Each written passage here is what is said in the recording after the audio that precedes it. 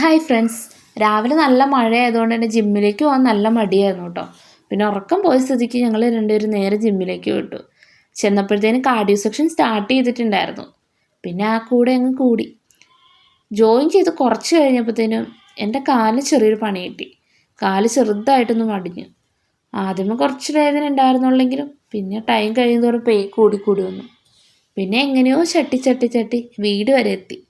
വീട്ടിലെത്തിക്കഴിഞ്ഞ് ഞാനും ഇവളും കൂടെ ഈ കുരുപ്പിന് അഡ്മിഷൻ എടുക്കാനായിട്ട് നേരെ സ്കൂളിലേക്ക് പോയി. ആ ഒരു ടൈമിൽ മഴ കുറച്ച് കുറവായിരുന്നു കേട്ടോ. അങ്ങനെ ബസ് ഇറങ്ങി ഞങ്ങളിതാ സ്കൂളിലേക്ക് നടക്കുകയാണ്. കാലിനപ്പോഴും ചെറിയൊരു പെയിൻ ഉണ്ടായിരുന്നു. ഇതാണ് കേട്ടോ നമ്മൾ സ്കൂളിലെത്തി ഞങ്ങൾ നേരെ അഡ്മിഷൻ എടുക്കാനായിട്ട് പോവുകയാണ്. അഡ്മിഷൻ എടുക്കാൻ പോകുന്നതിൻ്റെ ഒരു സന്തോഷമാണ് കുട്ടിയുടെ മുഖത്ത്. അങ്ങനെ സ്കൂളൊക്കെ നിരീക്ഷിക്കുകയാണ്. ഇനി ഇവിടെ പഠിക്കാനുള്ളതാണല്ലോ. സോ സ്കൂളും പരിസരവും ക്ലാസ് റൂമൊക്കെ കണ്ട് ഞങ്ങളവിടെ വെയിറ്റ് ചെയ്തു.